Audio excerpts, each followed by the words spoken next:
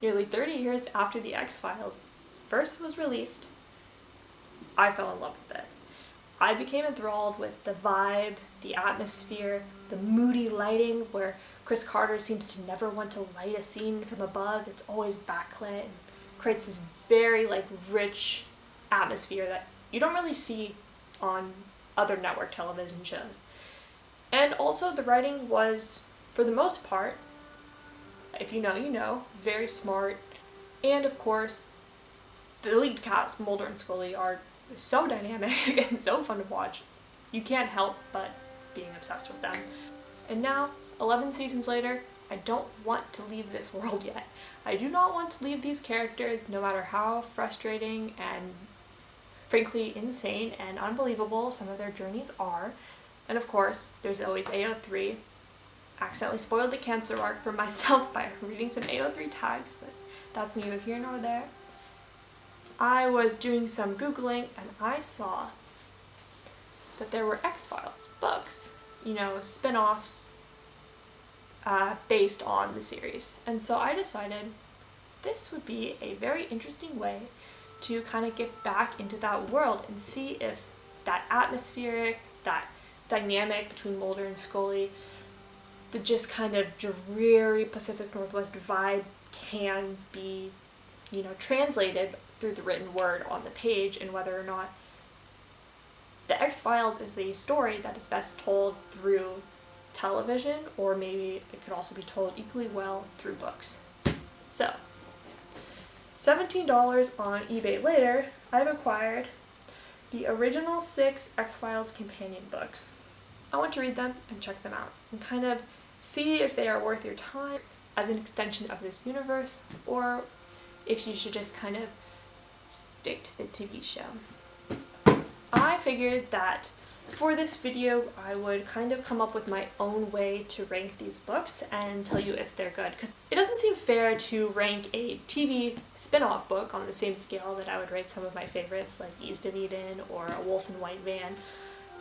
So I'm going to come up with my own kind of rating for these books based on a few different criterias.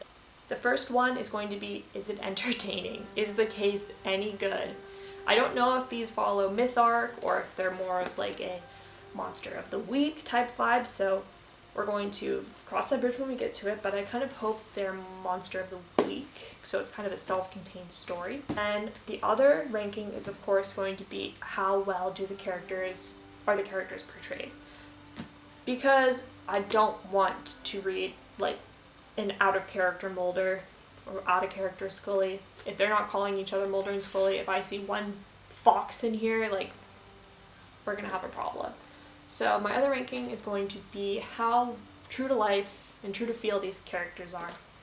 The third ranking, so is it exciting, how well the characters, and just generally like what is the vibe? Does it match that kind of, particularly I'm thinking of like Darkness Falls and Ice, you know, that dark, cold, wet, rainy Pacific Northwest vibe. Is it there? Because to me, that's the X-Files. It's them in that basement, that cramped basement with no light, you know, us against the world, and I really want to feel that early season vibe before we kind of lose the plot a bit in the later seasons with William. We're going to see if these are worth your time, and at the end, hopefully we will have a consensus on whether or not it's worth it to read these, or if you should just stick to AO3 to kind of fix your MSR sugar heart.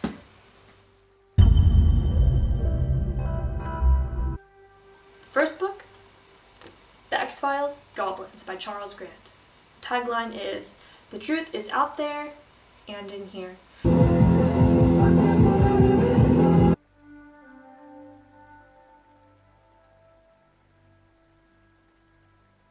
So it's the next morning and I'm about 150 pages through Goblins by Charles Grant. And honestly, I'm having a lot of fun with it, and it is turning out, you know, it's kind of exceeding my expectations, if you will. So now that I kind of know what it's about, this Goblins is a classic Monster of the Week episode where Mulder and Scully have to go to a small town in New Jersey and investigate an invisible killer that is stabbing people and killing them and leaving no trace. The A plot is obviously them investigating this invisible murderer in New Jersey, which actually is, say it with me, the titular goblin.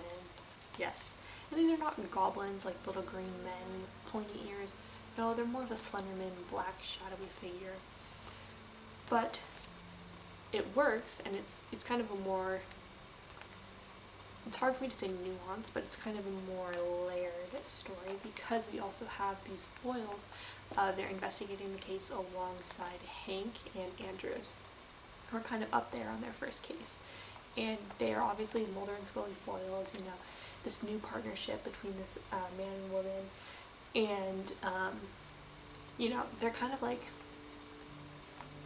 vapid, no thoughts, head empty characters. It's really fun to see them kind of have to work alongside Mulder and Scully, and you kind of get, and because of that you see a lot more of like, there's a lot of lines referencing like, oh, Hank is so jealous because Mulder and Scully seem to be able to communicate telepathically and whatnot, and it's just like, yep, I know they can do that, that's right. And of course, I just got to the part of this where, and obviously this has spoilers in it, classic X-Files premise, Mulder gets shot, Mulder is down and hospitalized, and Scully has to take care of him. You know, water is wet, tale as old as time, Scully will have to help Mulder.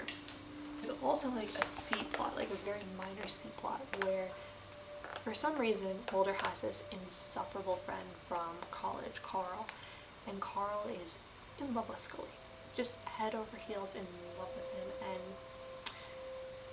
keeps trying to, you know, find any excuse to go on a date with her. And one of the best characterizations of Scully definitely comes from denying him and, you know, telling him to screw off, move along.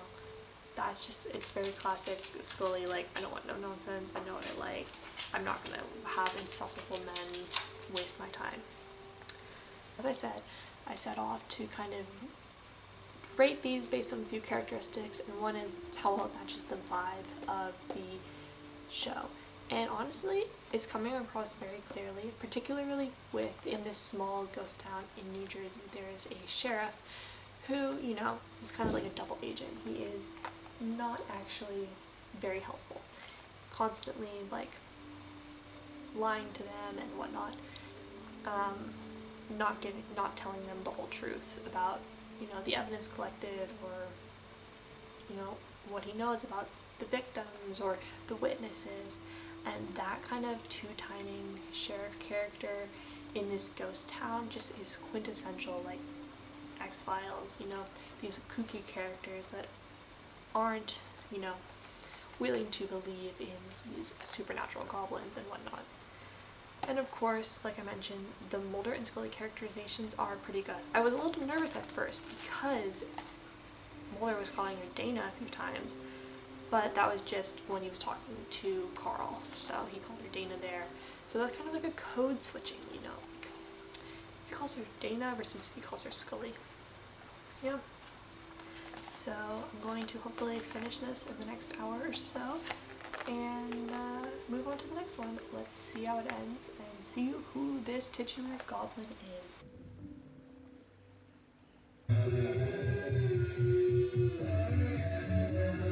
So I have finally managed to finish Goblins. Where we left off, we had just discovered the titular goblin was this like little black shadowy creature kind of invisibly killing people. And it has been revealed what that is.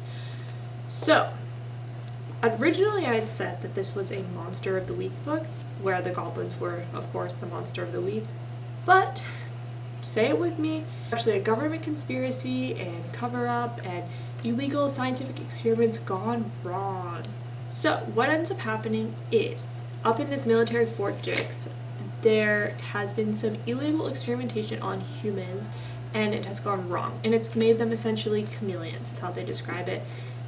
With like intense emotions or time, they can essentially blend in with their surroundings, and that's what happens. It's not actually goblins, it's like hybrid chameleon humans. Is with that reveal of it not being like a supernatural force and instead it's just the US government, is that this entire thing had kind of been set up like a Monster of the Week episode, but it leaned into that myth arc where obviously we're uncovering the government's hiding their knowledge of aliens. But it didn't lean into that enough, and it didn't add on to the overall myth arc that the show had established in a way that kind of made it feel like a dumb reveal. Talk about the three categories: atmosphere, characterization of Mulder and Scully, and the plot. So the plot, I'm gonna give like 2 stars because of that twist ending to it being a government conspiracy, but also because this was for literally not even 300 pages with a massive font. It was slow to get through. First of all, we didn't even go to the crime scene until about 80 pages in, which is quite ridiculous. Like, it was just kind of set up. It was Carl flirting with Scully and Mulder, blah, blah, blah, blah, blah. That's kind of insane to not get the ball rolling on such a short thing, like in such a short book, to not get the ball rolling. And then it was wrapped up literally in 1 page. Like, they catch the killer here, and then Mulder goes, I guess we'll never know. There's probably more of these chameleons out there. And then we flip the page. The best in science fiction and fantasy. Like, it takes us like 100 pages to get in the plot, and then the plot wraps up in 3 pages. It just felt really unbalanced. Charles Grant also uses a lot of perspective switching. It's written in third person, and we see Mulder's perspective, Scully's perspective, Andrew and Webber's perspective. We see random townsfolk's perspectives, and obviously a lot of these are original characters besides Mulder and Scully. And it's just not interesting. They're not really fleshed out. They're obviously like plot devices. Like, their perspectives don't really add anything. It would have been nicer to kind of focus the plot through Mulder and Scully as maybe alternating perspectives instead of this third person omniscient kind of seeing all these people in the town. The atmosphere, I'm gonna give that probably a 4 out of 5.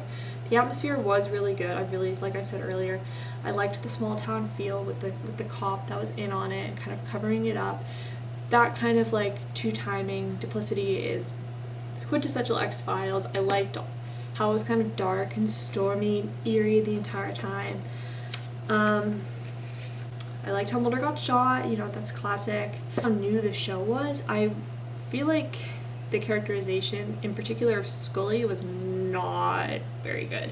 She was very, very one note, kind of dismissing everyone, including Mulder, not listening to anyone, not even entertaining any ideas. And I know that her whole thing is she's a skeptic, and that's kind of like her brand, but at the same time, like, she is willing to accept and grow and learn, and it feels like there's no growth for Scully at the end of this. Like, usually in each episode there's some sort of moment where her faith is tested, or she has to kind of confront this inner war with herself, and in here she never once did that. She never once wanted to listen to Mulder.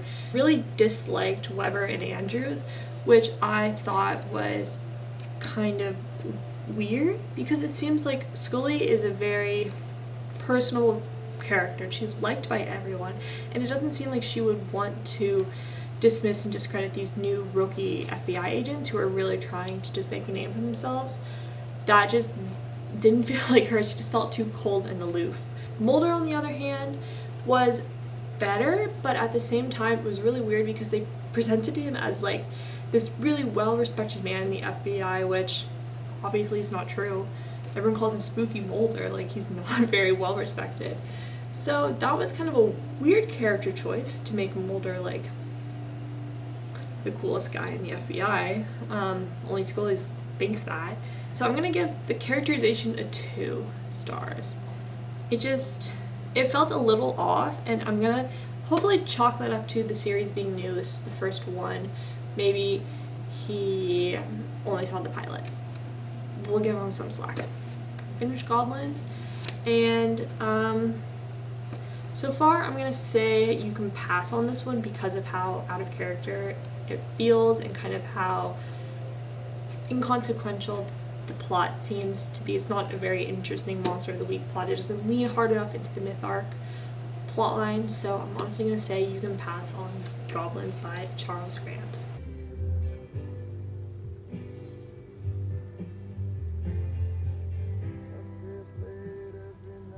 Heroes of 2007, an extraordinary achievement that will live long in the history. Champions of Europe again, Arsenal.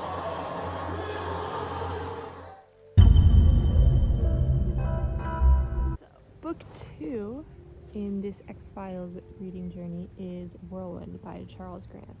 So this one was published in 1995. I'm 9 chapters into Whirlwind, and already it's a great improvement upon the first book in terms of like understanding the characters in particular and writing them a lot better and a lot less grating. So basically the plot of Whirlwind is that there have been people being skinned alive in New Mexico, and they have to go investigate to find out what it is, and allegedly it's some sort of invisible man ghost figure again, or sounds like it might be wind related, hence the title.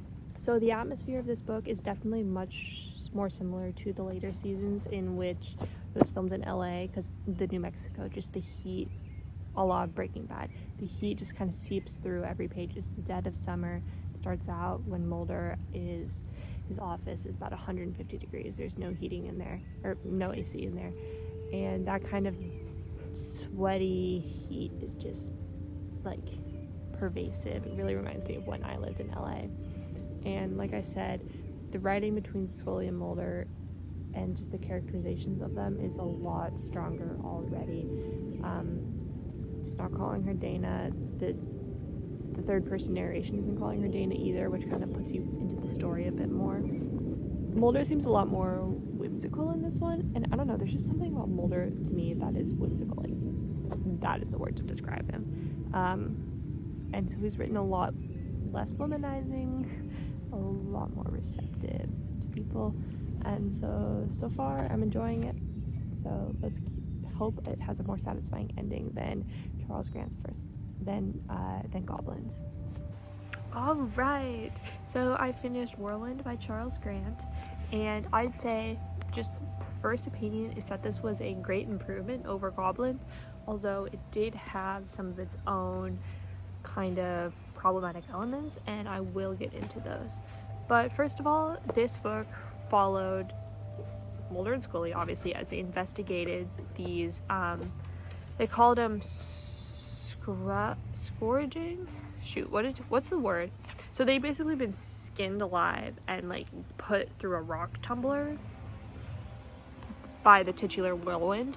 And so they had like debris and bits and bobs inside of their skin, you know, embedded in them. So anyway, they were investigating these murders of people and cows that were turned up in the New Mexico desert. And it was connected to a tribe of indigenous people in the area. It was like on their land, and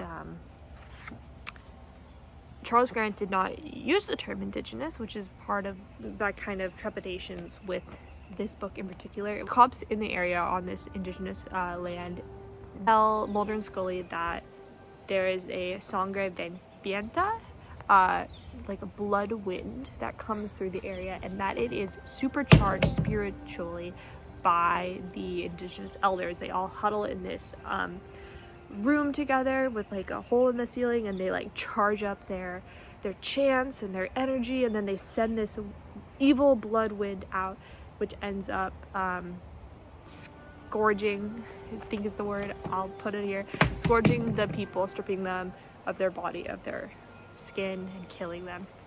And so they're investigating like how to stop them, what is really causing this. So that's what it ends up being. It ends up being this like charged, emotionally, spiritually charged wind in this indigenous land. Which I'm sure you can probably figure out why I'm had a little bit of hesitation with this book. The plot devices were based upon like racially insensitive stereotypes. Yeah, obviously I can't speak to like the representation of it, but Charles Grant, not indigenous himself, so like he really has no place to be writing about these sacred traditions that they had. That really kind of like brought me out.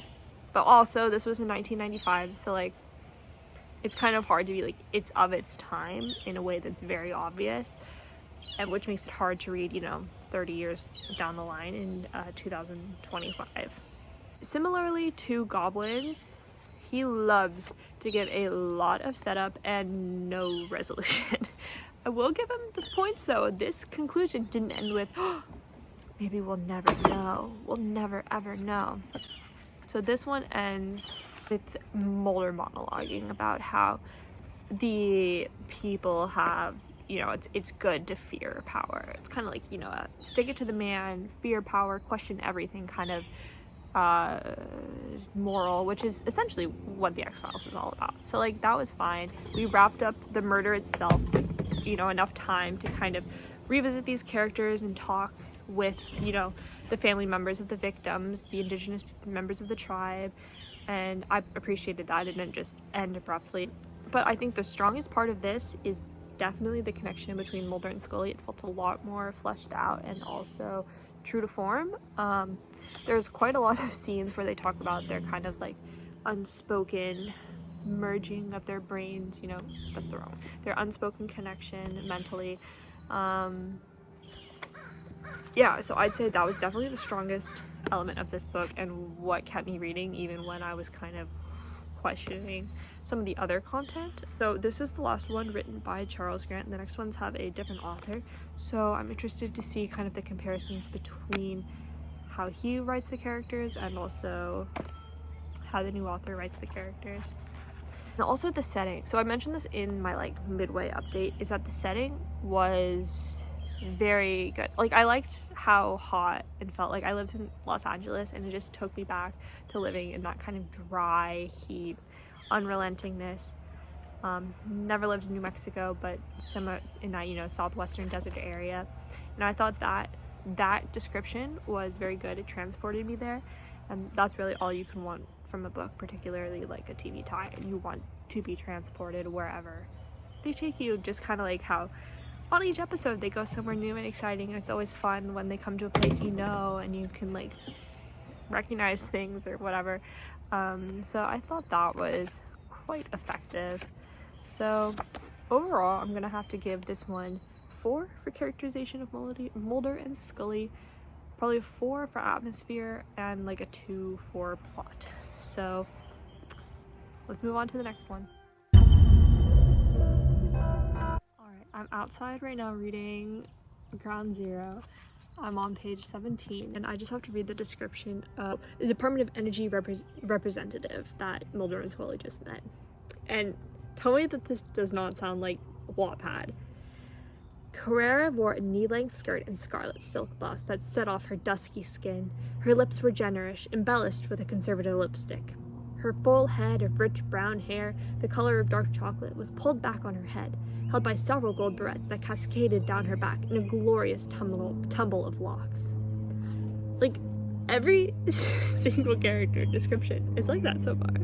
So, Kevin J. Anderson is definitely a much different writer than Kevin Carter.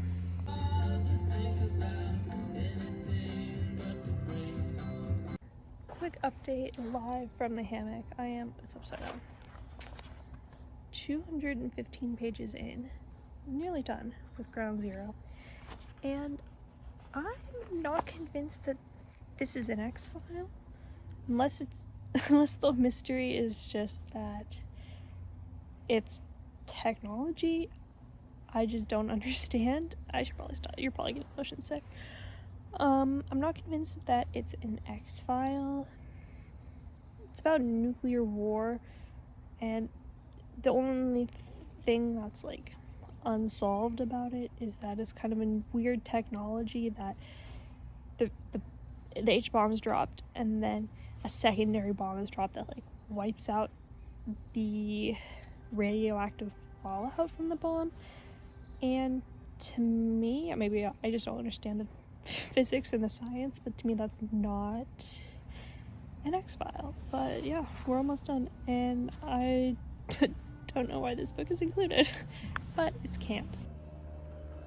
10 pages later, I found the X-File in the case. Only took 228 pages. Ghosts are wreaking havoc among nuclear weapons researchers.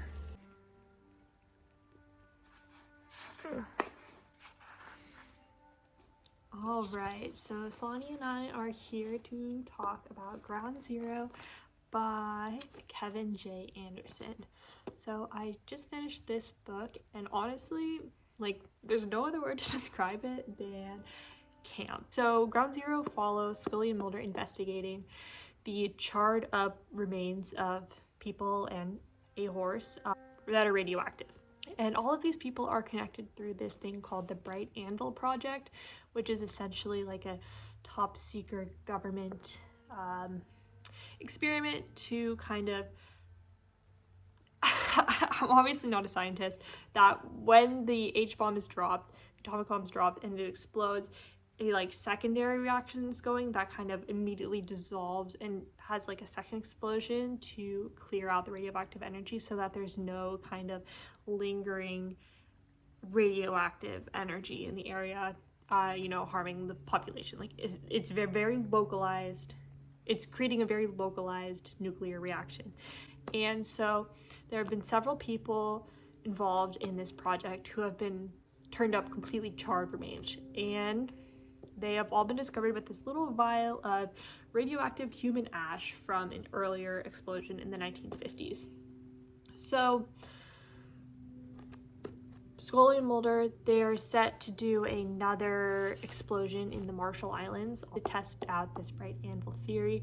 And so Scully and Mulder go along into the middle of the Pacific Ocean to kind of get to the bottom of this Bright Anvil project. So, like I mentioned earlier, it didn't really seem like there was an X-File team, but it turns out that the little vials of ash from a past H-bomb are haunting the people of the Bright Anvil Project for blowing them up. So they are haunting ghosts of civilians who wrongfully blown up in the past are now haunting the Bright Anvil Project in the future. So that's the plot of Ground Zero. And so this is the first X-Files book written by Kevin Anderson. Honestly, I enjoy Anderson's take on the world a lot more than I did Carter's take for a couple of reasons. First of all, once I got past the fact that he writes as if he's writing a fan fiction, like the only thing in my head was there's this text post about a fan fiction that calls Rossi the Italian. I'll see if I can insert it.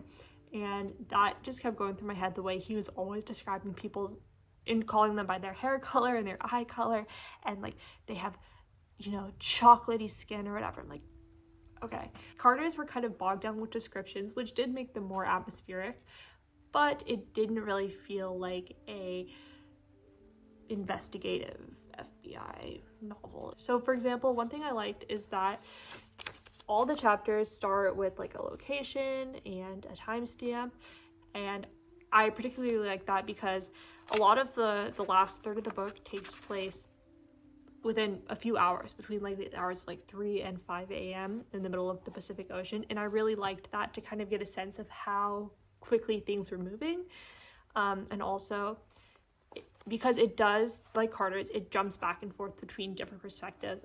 It's kind of nice to reframe which characters we're following at that moment in a way that the earlier books did not do. And one of my big critiques of the first two X-Files books were how quickly they wrapped up.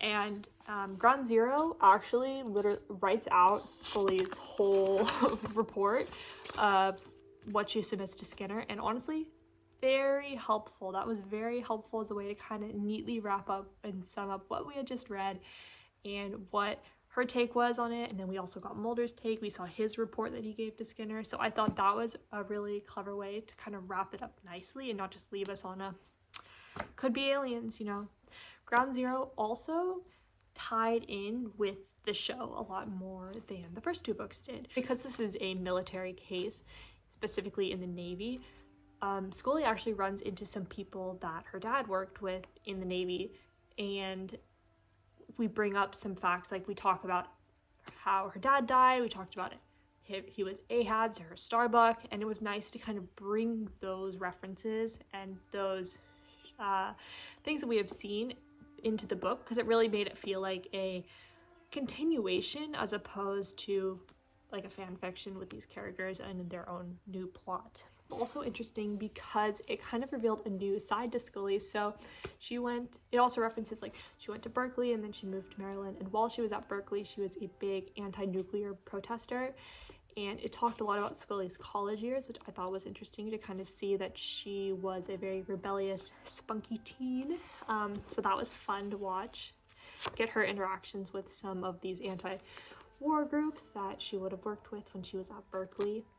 So in terms of my kind of ratings, I'll say for atmosphere, this was, I'd say, pretty true to how an X-Files episode goes. I'm gonna give it a 4 for the atmosphere. The characterization of Mulder and Scully, I would say, was fairly accurate, especially with these connections to the TV show, these explicit references that seem to be lacking in the last few books.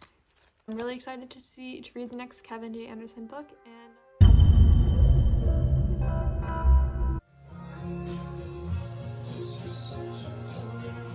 I'm 102 pages into Ruins, and something I have noticed kind of across all the X-Files books is the obsession with writing about non-white groups and stereotyping them in negative ways. So for example, on page 102 it says, "When the shadows grew long in the jungle, Aguilar's native workers proved their worth yet again. They labored quietly and vigorously to set up camp, selecting a low clearing near a spring." So, first of all, why does the FBI have to go to Mexico?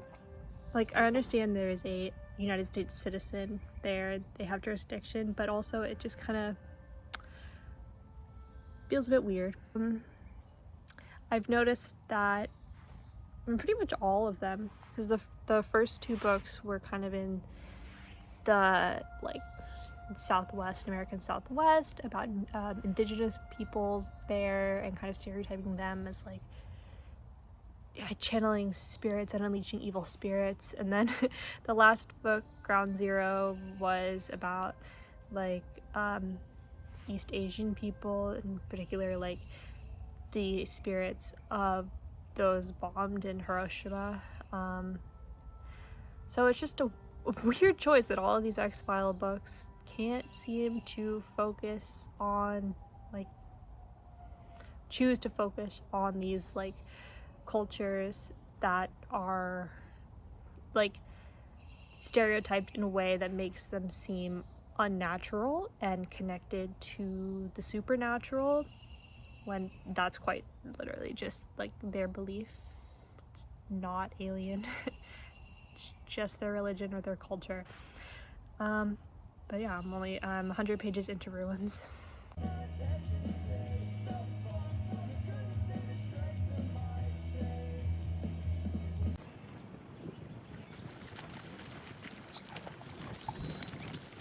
So, Ruins by Kevin J. Anderson is his second X-Files book, the fourth one total, and I think easily this was the hardest read of the bunch for a few reasons.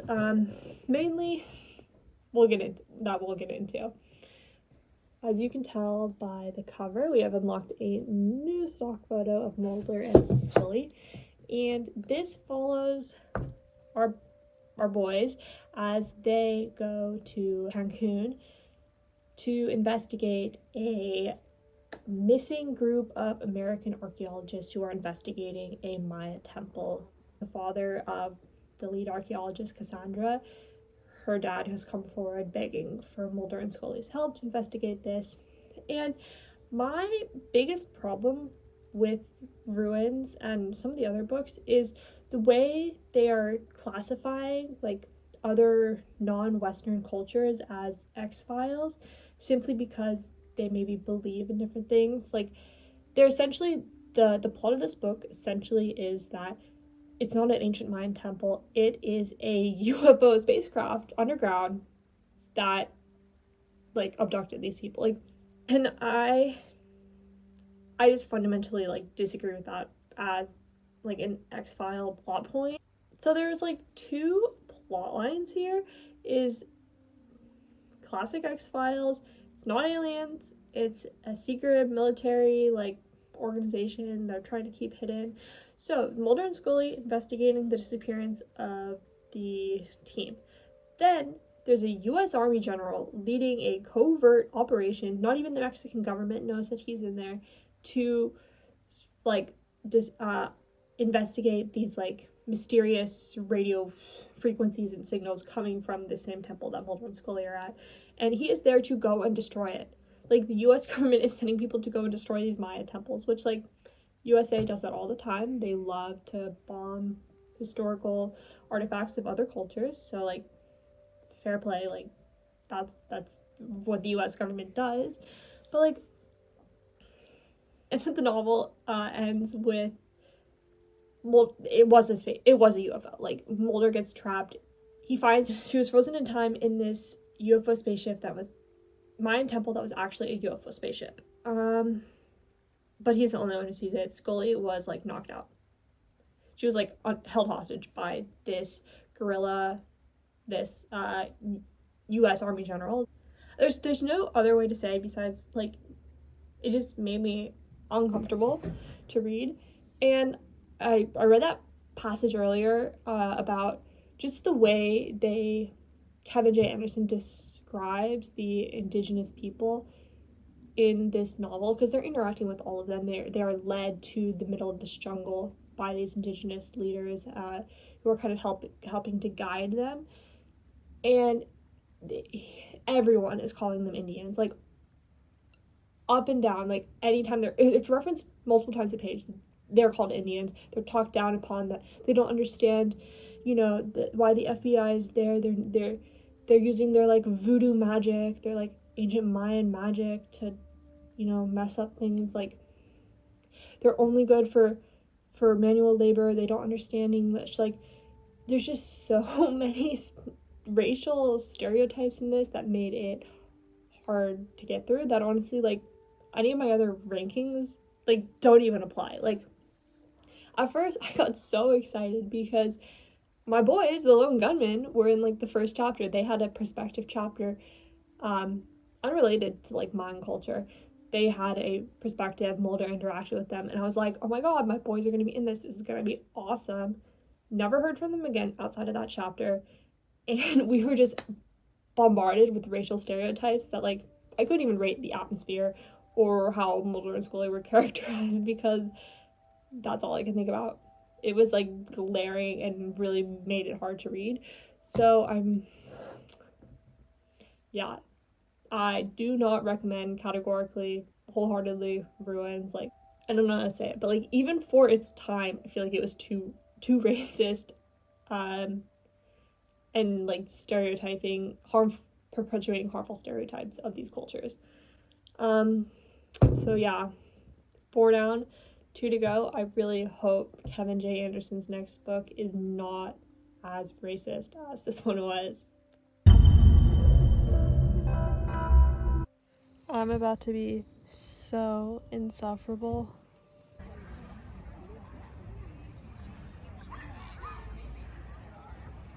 I love reading books set where I live because it's talking about the Ross Island Bridge and how it's a historic bridge with a peak where you can see the skyscrapers and street lamps below, and it's like the Ross Island Bridge is pretty much just like the ugliest freeway bridge. Like, I'll show a picture, but like, I think he was meaning to talk about like the Burnside Bridge or literally any other bridge besides the Ross Island.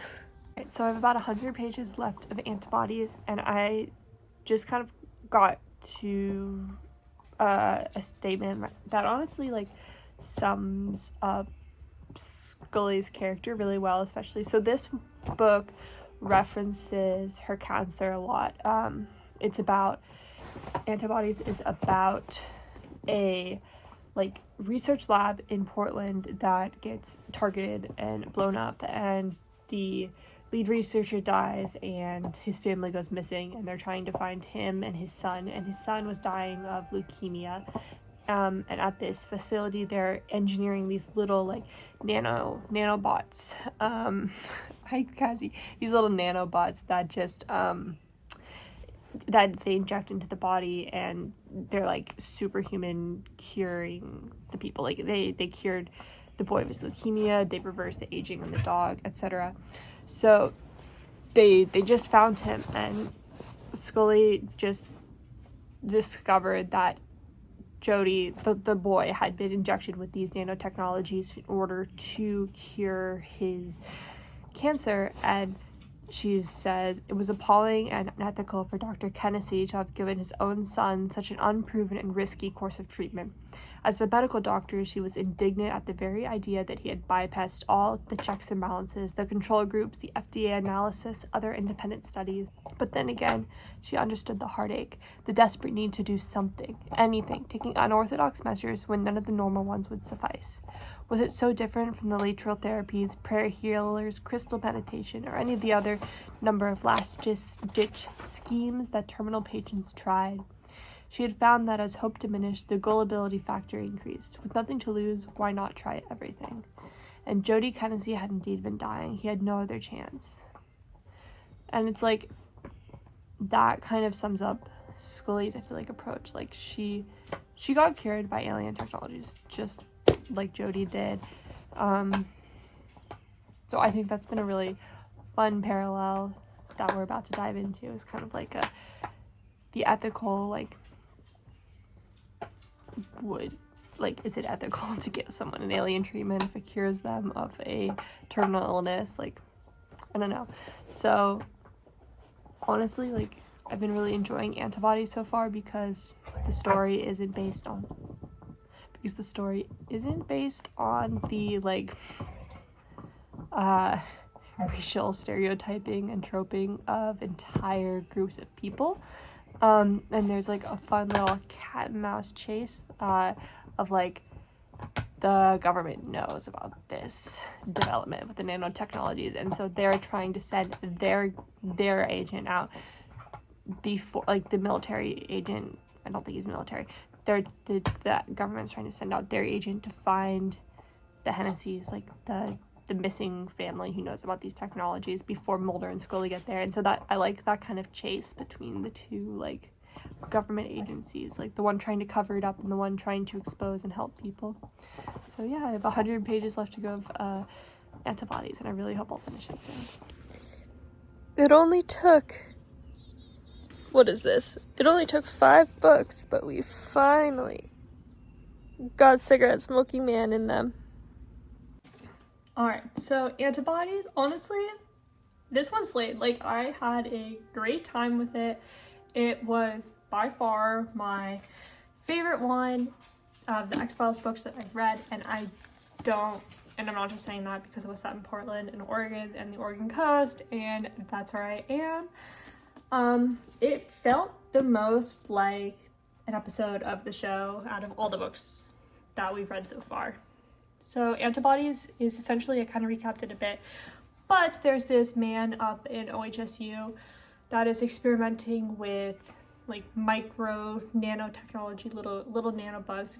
Did you ever have those little bugs with the batteries and they would spin? That's what I was picturing. And he was experimenting with them in order to cure illnesses, and so he was targeted by some domestic terrorism. His lab was blown up, and so his wife and son were on the run, and Scully Mulder had to go track them down. And as they were doing that, we had our first mention of the Cigarette Smoking Man was actually the one sending these like evil government figures to try and beat Mulder and Scully to the technology so that they could get it and use it for their own personal gain. So it just seeing that like cat and mouse chase between chain-smoking man and Mulder and Scully and who can get to the X-File first and uncover it just brought me back. Like, this was like a quintessential X-File episode. Heavily featured a dog that was experimented on, and then he became like superhuman. I don't know, just like classic vibes. And of course it's set in Oregon, just like the very first episode, the pilot. And you know, just the vibes were there. They were on the Oregon coast. They kept talking about all the rain and the, you know, how much you appreciate the sun when it comes out. So like, honestly, like I would give this 5s across the board for atmosphere, plot, characters, and for the depiction of Mulder and Scully. I really appreciated how Kevin J. Anderson, more so than the first author of the first 2 books, brings in elements of the show.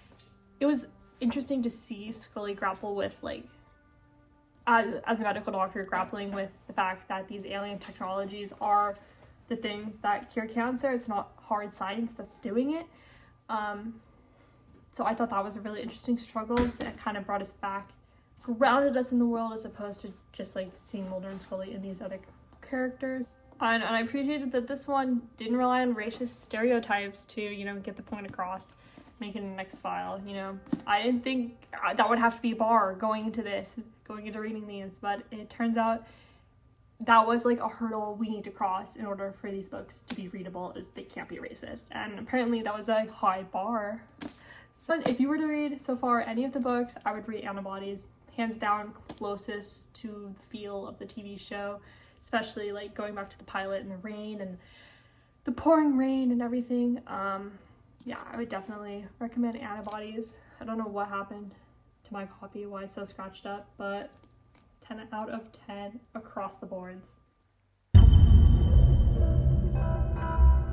Alright, I'm about 150 pages into Skin by Ben Mezrich, and there is just like an overall theme across all these books, and it's that the authors love to take Mulder and Scully, U.S. federal agents investigating U.S. deaths, and sending them to countries outside the U.S. Like, they should have no jurisdiction, no reason to be there. And in this one, they're in Thailand. Of course, they're investigating that it is Thailand resident fees, it's a spirit house, Scully. They're a common sight in any town in Thailand, even in Bangkok, the most sophisticated city in the country. They serve as the homes of the resident fees, spirits, of the particular building nearby. They're investigating Thai spirits in order to figure out why an American man who served in the Vietnam War got his head smashed in. Anyway, I really thought this one was going to be like House, because it really starts out, they're doing the differential diagnosis on this doctor who had a complete skin graft and mysteriously gained like superpowers from it. But somehow they ended up in Thailand.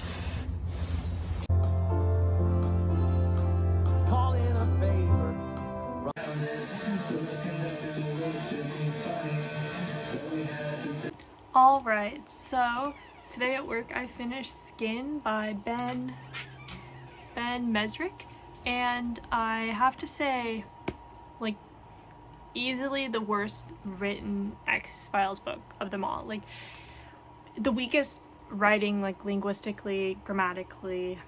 Like, it was just boring. It was a lot of telling, hardly any showing, no, like, mood set, atmosphere, all of that was just missing.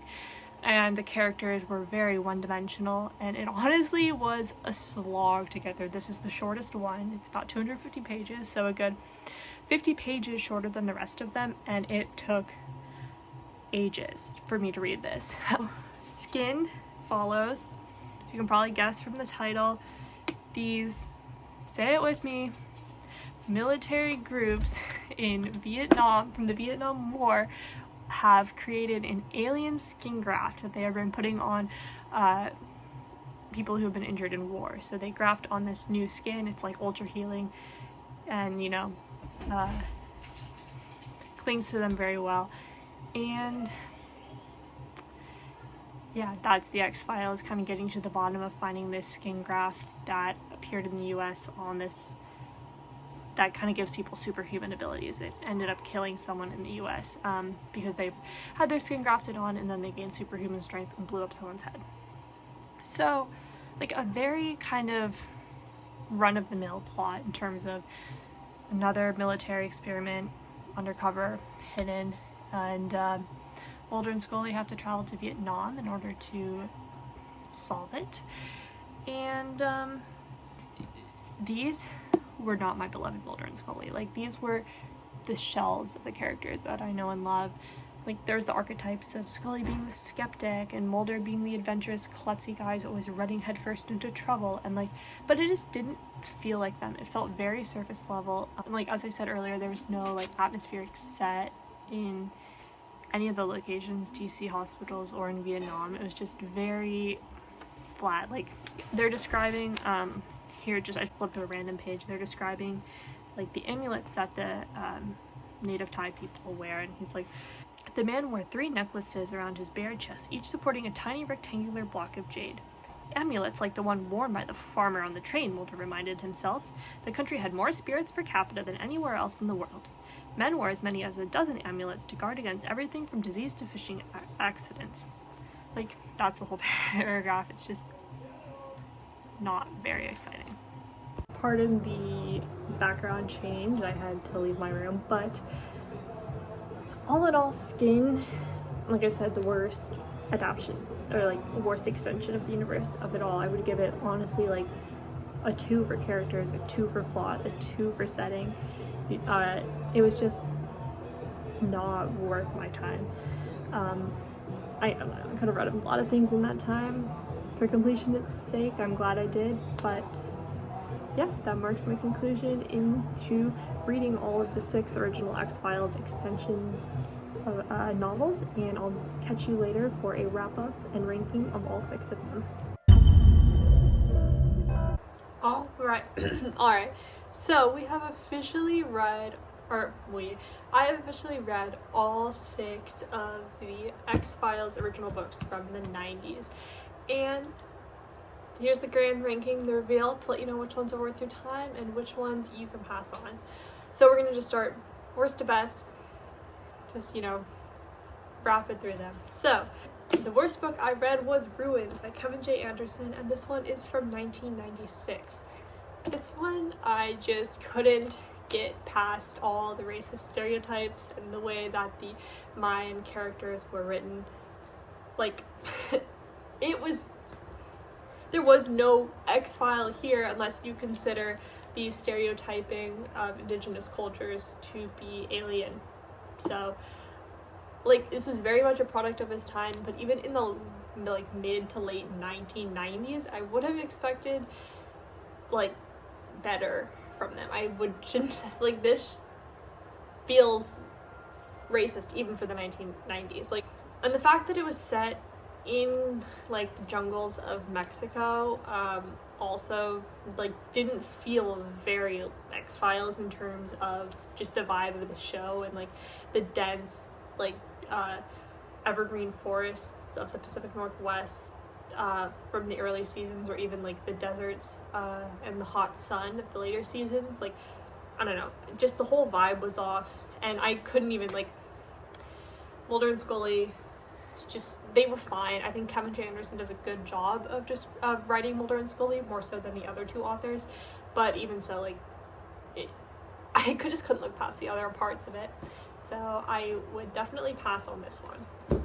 The second from the bottom is Skin by Ben Mesrich, and this one was from 1999, so this was several years gap from the Kevin J. Anderson books.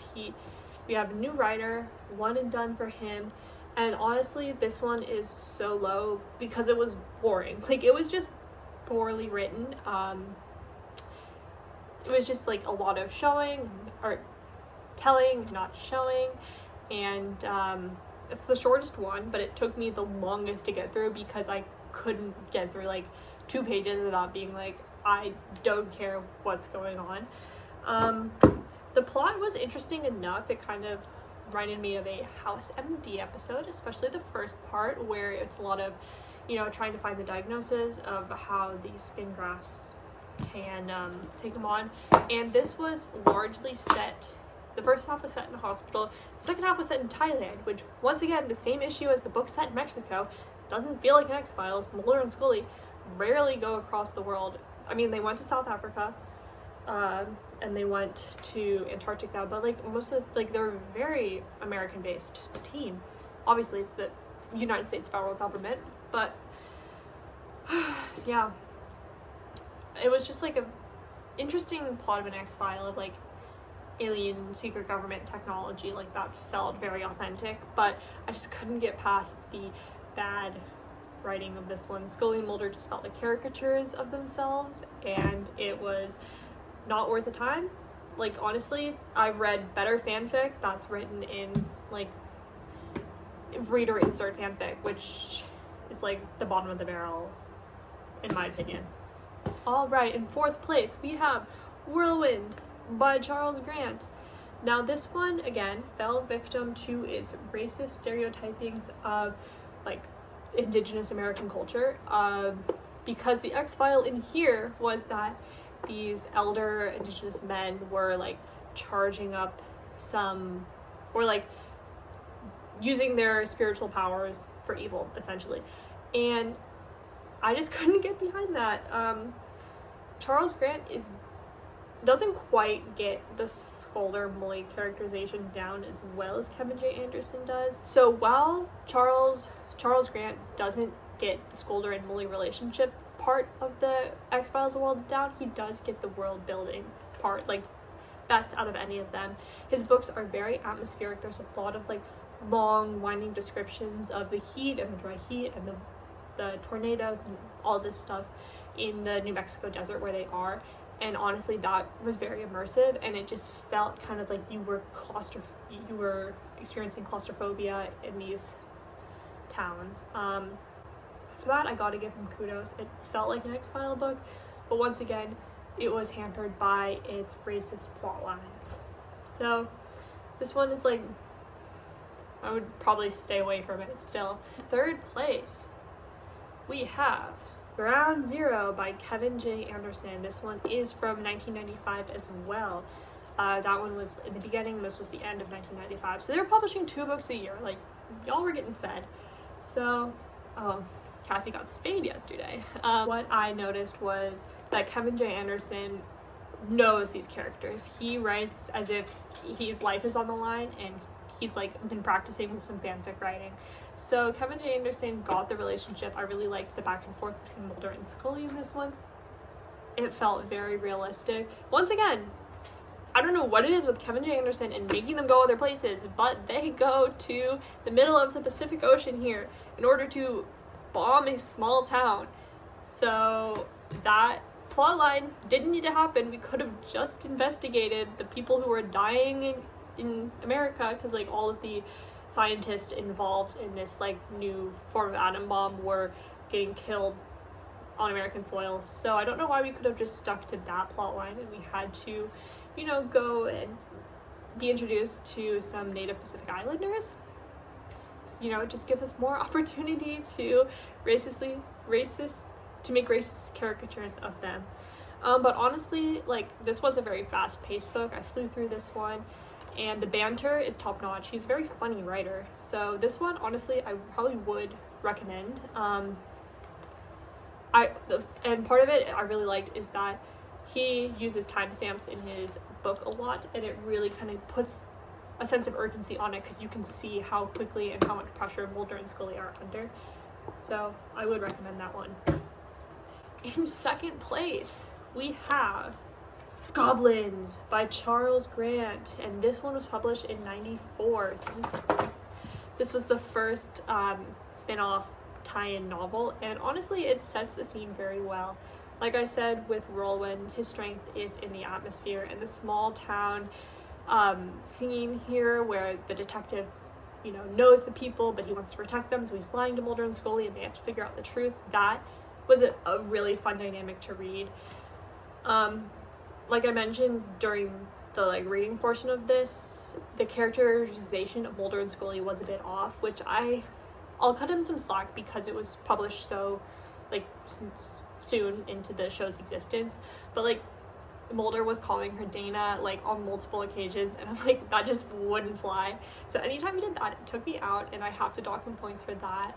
But other than that, you like, honestly, the atmosphere, the raininess, the small town vibes, like, this could probably stand on its own outside the X-Files, and it was really good.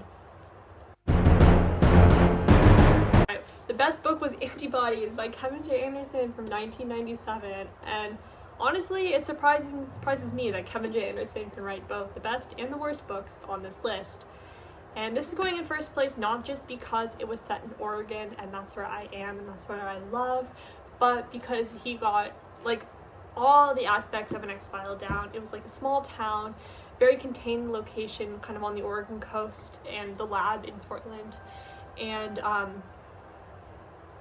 it was like an experiment gone wrong and some hubris, and Mulder and Scully, of course, he wrote them great. They were lots of fun banter. He didn't once call them Dana or Fox.